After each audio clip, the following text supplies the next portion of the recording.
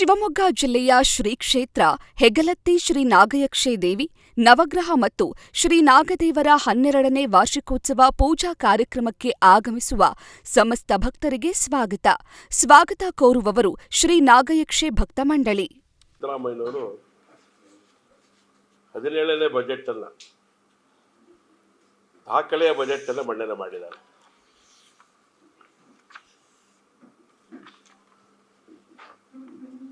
ದಾಖಲೆಯನ್ನ ಮಾಡಿರುವಂತ ಸನ್ಮಾನ್ಯ ಸಿದ್ದರಾಮಯ್ಯನವರಿಗೆ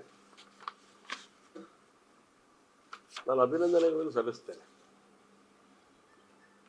ದಾಖಲೆಗಳ ಕಾರಣಕ್ಕೆ. ಆದರೆ ಇನ್ನೊಂದು ದಾಖಲೆಗಳನ್ನು ತಾವು ಮಾಡ್ತಾನೇ ಇದ್ದಾರೆ ನಿರಂತರವಾಗಿ. ಆ ದಾಖಲೆಗಳಿಗೆ ನಮ್ದು ಸಹಮತ ಇಲ್ಲ.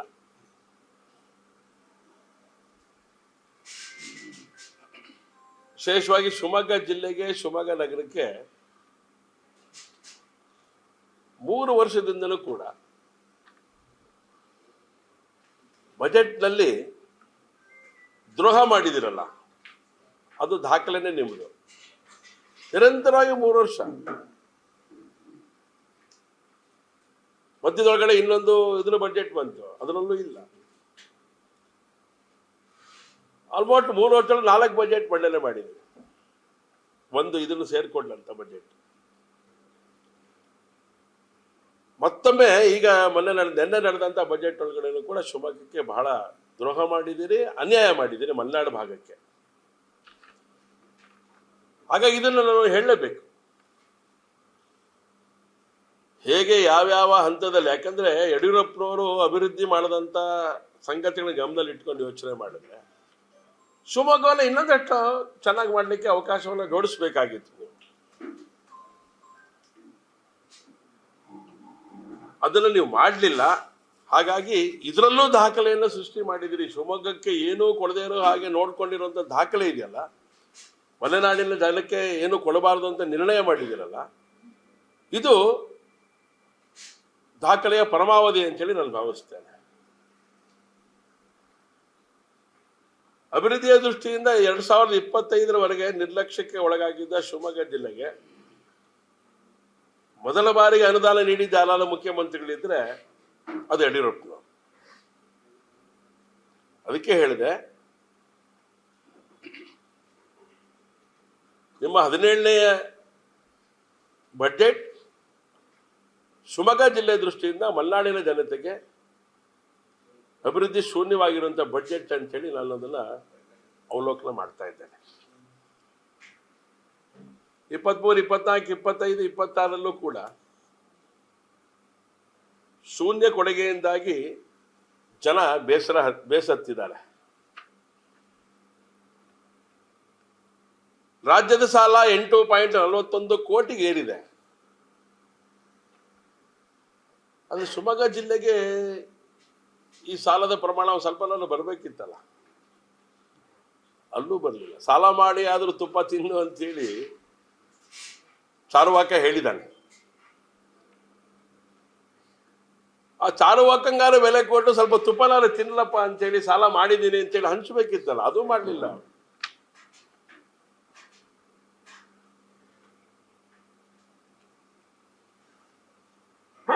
ಈ ಬಾರಿ 1.15 ಲಕ್ಷ ಕೋಟಿ ಸಾಲ ಬಜೆಟ್ ಮಂಡನೆ ಆಗಿರುವಂಥದ್ದು.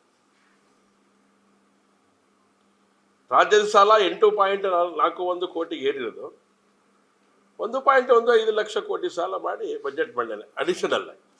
ಅಂದ್ರೆ 10 ಪಟ್ಟು ಜಾಸ್ತಿ ಮಾಡಿರುವಂಥದ್ದು ಸಾಲ ಬಜೆಟ್ ಅನ್ನ ಮಂಡನೆ ಮಾಡ್ಲಿಕ್ಕೋಸ್ಕರ. ಶಿವಮೊಗ್ಗ ಜಿಲ್ಲೆ ಏನ್ ಸಿಕ್ತು ಅಂತ ಅನೇಕರು ಕೇಳ್ತಾರೆ. ಮೊನ್ನೆ ನೀವೆಲ್ಲ ಪ್ರಶ್ನೆ ಕೇಳಿದಂತ ಸಂದರ್ಭದಲ್ಲಿ ಹೇಳಿದೆ, ನಿಮ್ದೆಲ್ಲ ನಿರೀಕ್ಷೆ ಇದೆಯಾ ಅಂತೇಳಿ. ನಿರೀಕ್ಷೆ ಪಟ್ಟರೆ ನಾನು ಮೊನ್ನೆನೇ ಹೇಳೋಗಿದ್ದೇನೆ, ನಿರೀಕ್ಷೆ ಪಟ್ಟರೆ ನಮಗೆ ದುಃಖನೇ ಜಾಸ್ತಿ ಆಗತ್ತೆ ಅಂತೇಳಿ. ನಾವು ನಿರೀಕ್ಷೆ ಪಡೆದೇನೆ ದುಃಖ ಕೊಡುವಂತ ಸ್ಥಿತಿ ಇಲ್ಲಿರುವಂತ 17ನೇ ಬಜೆಟ್. ಏನ್ ಕೊಟ್ಟಿದ್ದಾರೆ ಅಂತ ಕೇಳಿದ್ರೆ, ಅದರೊಳಗೂ ವಿಶೇಷವಾಗಿ ಕರಾವಳಿ ಜಾಗಕ್ಕೆ, ಶಿವಮೊಗ್ಗದಂತ ಜಾಗಕ್ಕೆ ದ್ವೇಷ ಭಾಷಣ ನಿಯಂತ್ರಿಸಲು ಶಿವಮೊಗ್ಗದಲ್ಲಿ ವಿಶೇಷ ಕಾರ್ಯಪಡೆ, ಸಂವಿಧಾನ ವಿರೋಧಿಯಾಗಿ ನಡೆದಂತಹ ಒಂದು ದ್ವೇಷ ಭಾಷಣದ ಬಿಲ್ಲನ್ನ ಅದನ್ನು ತಗೊಂಡು ಬಂದು ಅದ್ರ ಮೂಲಕ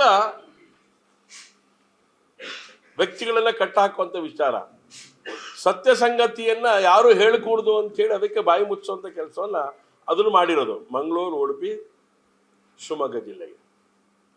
ಇದು ಅವ್ರು ಕೊಟ್ಟಂತ ಕೊಡುಗೆ. ಈ ಹಿಂದೆ ಘೋಷಣೆ ಮಾಡಲಾಗಿದ್ದಂತಹ ವಿಮಾನ ನಿಲ್ದಾಣದಲ್ಲಿ ಫ್ಲೈಟ್ ಟ್ರೈನಿಂಗ್ ಸ್ಕೂಲ್, ಇದು ಹಿಂದ್ಸರಿ ಘೋಷಣೆ ಮಾಡಿದ್ರು, ಮತ್ತೊಂದ್ಸರಿ ಅದನ್ನು ಪುನರುಚ್ಚಾರ ಮಾಡಿದ್ದಾರೆ. ಪ್ರಸ್ತುತ ಬಜೆಟ್ ಅಲ್ಲಿ ಹೇಳಿದ್ದಾರೆ ಅದನ್ನ, ಈ ಹಿಂದೂ ಹೇಳಿದ್ರು, ಈಗ ಮತ್ತೊಂದ್ಸರಿ ಹೇಳಿದ್ದಾರೆ. ಶಿವಮೊಗ್ಗ ಜಿಲ್ಲೆಗೆ BCM ಇಲಾಖೆಯಿಂದ 2 ಹಾಸ್ಟೆಲ್ ಮಾತ್ರ. ನಾವು ಏನೇನು ಬೇಕು ಅಂತ BCM ಕಮಿಟಿನಲ್ಲಿ ಚರ್ಚೆ ಮಾಡಿದ್ವಿ. ನಾವು ಏನೇನೆಲ್ಲ ಬೇಕಾಗತ್ತೆ ಇಡೀ ರಾಜ್ಯಕ್ಕೂ ಯೋಚನೆ ಮಾಡಿ ಹೇಳಿದ್ವಿ. ಶಿವಮೊಗ್ಗ ಜಿಲ್ಲೆಗೆ ವಿಶೇಷವಾಗಿ ಏನು ಬೇಕಾಗತ್ತೆ ಅಂತ ಹೇಳಿದ್ವಿ. ಅದು ಭದ್ರಾವತಿಯಲ್ಲಿ ಒಳಚರಂಡಿ ಕೊಟ್ಟಿದ್ದಾರೆ. ಅನಂತಮೂರ್ತಿ ಅವರ ಹೆಸರುಗಳೇ ಅಧ್ಯಯನ ಪೀಠ ಅಂತ ಹೇಳಿದ್ದಾರೆ. ಸ್ವರ್ಭ ಮತ್ತು ಭದ್ರಾವತಿ 7 ಕೆರೆಗಳಿಗೆ ನೀರು ತುಂಬಿಸುವಂತ ಕೆಲಸ ಹೇಳಿದ್ದಾರೆ. ಇದು ದಾಖಲೆಯ ವೀರರು ಮಂಡಿಸಿರುವಂತಹ ಬಜೆಟ್ ಅಲ್ಲಿ ಶಿವಮೊಗ್ಗ ಜಿಲ್ಲೆಗೆ ಕೊಟ್ಟಂತಹ ಶೂನ್ಯ ಬಜೆಟ್. ಇದು ನಾನು ಗಂಭೀರವಾಗಿ ಆಲೋಚನೆ ಮಾಡಿದ್ದೇವೆ. ಇದು ಸರಿಯಲ್ಲ. ಇದು ಶಿವಮೊಗ್ಗ ಜಿಲ್ಲೆ ಅನೇಕ ಕೊಡುಗೆಗಳನ್ನು ಕೊಟ್ಟಿರುವಂತ ಜಿಲ್ಲೆ ಶಿವಮೊಗ್ಗ ಜಿಲ್ಲೆ ಇಡೀ ರಾಜ್ಯಕ್ಕೆ. ಆ ಜಿಲ್ಲೆಯನ್ನೇ ಮರಿತೀರಿ ಸಿದ್ದರಾಮಯ್ಯನವರೇ ನೀವು ಅಂತ ಹೇಳಿದ್ರೆ ಬಹಳ ಹಿರಿಯರಿದ್ದೀರಿ ನೀವು. ಈ ರೀತಿ ಆಲೋಚನೆ ಮಾಡುವಂಥ ಸಂದರ್ಭದೊಳಗಡೆ ಅದನ್ನ ಸೈಡ್ ಲೈನ್ ಮಾಡುವಂಥದ್ದು ಇದೆಯಲ್ಲ, ಶಿವಮೊಗ್ಗ ಜಿಲ್ಲೆಯನ್ನು ಸೈಡ್ ಲೈನ್ ಮಾಡುವಂಥದ್ದು, ಇದು ಅಕ್ಷಮ್ಯ ಅನ್ನೋಂಥ ಮಾತನ್ನ ಈ ಸಂದರ್ಭದಲ್ಲಿ ಹೇಳಲಿಕ್ಕೆ ಇಷ್ಟಪಡ್ತೇನೆ. ಮಾಡ್ತೀವಿ 3 ವರ್ಷದಲ್ಲಿ ಮಾಡ್ತೀರಿ, 3 ವರ್ಷದಲ್ಲಿ ಮಾಡ್ತೀವಿ ಹೇಳಿರುವಂಥದ್ದು ಮಹಾನಗರ ಪಾಲಿಕೆ ಕೊಟ್ಟಿರುವಂಥ ಹಣವನ್ನೇ ನೀವಿನ್ನೂ ಇಂಪ್ಲಿಮೆಂಟ್ ಮಾಡಕ್ ಆಗ್ತಿಲ್ಲ. ನಿಮ್ಮ ಕೈಲಿ ಇಂಪ್ಲಿಮೆಂಟ್ ಮಾಡಕ್ ಆಗ್ತಿಲ್ಲ. ಇದಿಷ್ಟು ನಿಮ್ದು ಆಯವ್ಯಯದ ಬಡ್ಜೆಟ್. ಇದು ಹೋದ ಬಾರಿ ತೆಗಿತಾನೆ, ವಿಧಾನಸೌಧದಲ್ಲಿ ಚರ್ಚೆ ಮಾಡೋರು ಇದ್ದಾರೆ. ಇದಿಷ್ಟು ಕೂಡ ನೀವೇನ್ ಮಾಡಿದ್ದೀರಿ ಅದಷ್ಟು ಪ್ರಿಂಟ್ಔಟ್ ತಕೊಂಡಿರೋದು ನಾವು. ಈಗ ಘೋಷಣೆ ಮಾಡಿದ್ದೀರಿ, ಹೋದ ಬಾರಿ ಘೋಷಣೆ ಮಾಡಿದ್ದೀರಿ, ಏನ್ ಕತ್ತರಿಸಿದಿರಿ ಬೇಕಲ್ಲ.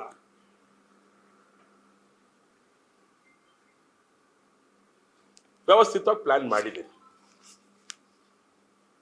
ಒಂದ್ ಸಂಗತಿ ಅಂತೂ ನಿಜವಾಗ್ಲೂ ನಿಮಗೆ ಅಭಿನಂದನೆ ಸಲ್ಲಿಸ್ತೇನೆ. ಉಳಿದಿದ್ದೆಲ್ಲದಕ್ಕೂ ನಾನು ನಿಮ್ಮ ಬಗ್ಗೆ ಬಹಳ ವಿರೋಧ ವ್ಯಕ್ತಪಡಿಸ್ತಾ ಇದ್ದೇನೆ. 16 ವರ್ಷದ ಬಾಲಕರು ಸೋಷಿಯಲ್ ಮೀಡಿಯಾದಿಂದ ದೂರ ಇಡಬೇಕು ಅನ್ನೋದು ಯೋಚನೆ ಇದೆಯಲ್ಲ, ಅದೊಂದೇ ಕಡೆ ನಿಮ್ಮ ಜೀವನದಲ್ಲಿ ಒಳ್ಳೆ ಕೆಲಸ ಮಾಡಿರೋದು. ಅದೊಂದೇ, ಇನ್ನೇನು ಇಲ್ಲ. ಈ ಬಡ್ಜೆಟ್ ಜನವಿರೋಧಿ ಬಡ್ಜೆಟ್ ಅಂತ ನಾನು ಇದನ್ನು ಕರಿಬೇಕಾಗತ್ತೆ.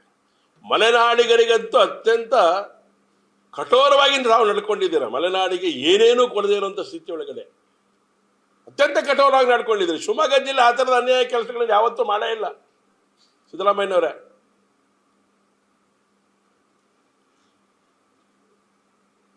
ಇದನ್ನ ಗಂಭೀರವಾಗಿ ನಾವು ತಗೊಳ್ತೇವೆ, ಈ ರಾಜ್ಯದ ಜನರು ಕೂಡ ತಗೊಳ್ತಾರೆ. ಮಲೆನಾಡಿಗರಿಗೆ ಅಪಮಾನ, ಕರಾವಳಿ ಜನಕ್ಕೆ ಅಪಮಾನ, ಯುವಕರಿಗೆ ಅಪಮಾನ ಈ ಬಜೆಟ್ನಲ್ಲಿ. ಹಾಗಾಗಿ ಹೇಳಕ್ಕೆ ಇಷ್ಟಪಡೋದು ಅಂತ ಹೇಳಿದ್ರೆ ನಿಜವಾಗ್ಲೂ ಹೇಳ್ತೇನೆ, ಜನವಿರೋಧಿ ಹಿಂದೂ ವಿರೋಧಿ ಬಡ್ಜೆಟ್ ಅಂತೇಳಿ ಇದನ್ನ ನಾನು ವಿಶ್ಲೇಷಣೆ ಮಾಡ್ತೇನೆ. ಖಂಡಿತ ಜನ ಆ ಕಡೆಗೆ ಹೋಗ್ಲಿ ಅಂತ. ಖಂಡಿತ ಒಂದ್ ಒಳ್ಳೆ ಕೆಲಸ ಮಾಡಿದ್ರೆ ಎಲ್ಲ ಜನ ಅದ್ರ ಬಗ್ಗೆ ಚರ್ಚೆ ಮಾಡಿ. ಹೇಳಿದ್ನಲ್ಲ, ಈಗ ನೀವು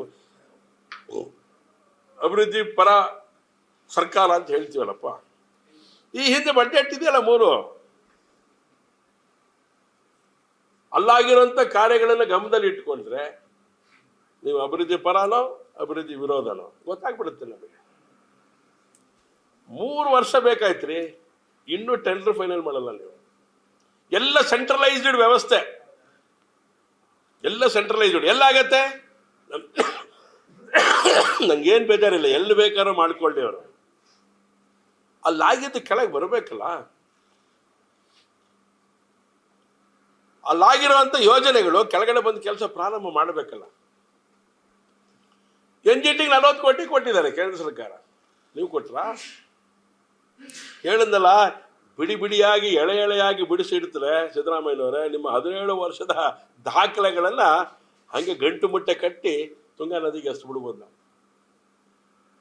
ಹಿರಿಯರಿದ್ದೀರಿ, ಸರಿಯಾದ ಬದಲಾದಂಥ ಇನ್ನು ಮುಂದೆ ಬರುವಂಥ ಕೆಲವು ಸಂಗತಿಗಳು ಇದೆಯಲ್ಲ, ಆ ಟೈಮಲ್ಲಾರ ಒಂದಷ್ಟು ಬದಲಾವಣೆ ಮಾಡಿ ಮಲೆನಾಡಿಗೆ ನ್ಯಾಯ ಕೊಡುವಂಥ ಕೆಲಸವನ್ನ ಬಜೆಟ್ ಸೆಷನ್ ಒಳಗಡೆ ಚರ್ಚೆಗಳು ಏನು ನಡೆಯುತ್ತೆ, ಆ ಚರ್ಚೆಗಳು ನಡೆದಂಥ ಸಂದರ್ಭದೊಳಗಡೆ ನ್ಯಾಯ ಕೊಡುವಂಥ ಕೆಲಸ ನೀವು ಮಾಡಿ ಅಂತೇಳಿ ನಾನು ಈ ಸಂದರ್ಭ ವಿನಂತಿ ಮಾಡ್ತೇನೆ.